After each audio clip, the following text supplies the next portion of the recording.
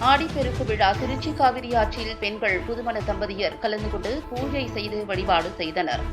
திருச்சி மாவட்டம் அம்மா மண்டபம் படித்துறையில் ஆயிரக்கணக்கான பெண்கள் புதுமண தம்பதியர் கலந்து கொண்டு சுமங்கலி பூஜை செய்தும் விவசாயம் செழிக்கவும் தங்கள் குடும்பத்தினர் நீண்ட ஆயுளுடன் இருக்கவும் காவிரி தாயை வழிபாடு செய்தனர். பூஜையில் தேங்காய், பழம், அரிசி, அனைத்து வகையான பழங்கள் வைத்து காவிரி தாய்க்கு படையலிட்டு புதிய தாலி கயிறு மாற்றிக்கொண்டு வழிபாடு செய்தனர். வயது முதிர்ந்த பெண்கள், இளவயது பெண்களுக்கும் புதுமண தம்பதியருக்கும் மஞ்சள் கயிறு அணிவித்து ஆசீர்வாதம் செய்தனர்.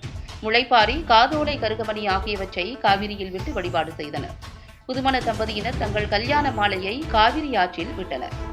இம்முறை காவிரியில் வெள்ளம் வருவதால் காவிரியில் குளிப்பதற்கு தடை விதிக்கப்பட்டுள்ளது. ஆடிப்பெருக்கை முன்னிட்டு பெண்கள் படையல் இட்டு காவிரி தாயை வழிபாடு செய்ய அனுமதிக்கப்பட்டுள்ளனர். காவல்துறையினர், தீயணைப்புத் துறையினர் பாதுகாப்பு பணியில் ஈடுபட்டு வருகின்றனர். வருவாய்த்துறையினர், நகராட்சி நிர்வாகம் ஆகியோர் காவிரி கரையோர பகுதிகளில் பாதுகாப்பு பணியில் ஈடுபட்டு வருகின்றனர். திருச்சி மற்றும் சுற்றுப்புற பகுதிகளைச் சேர்ந்த ஏராளமானோர் கலந்து கொண்டு காவிரி தாயை வழிபாடு செய்தனர்.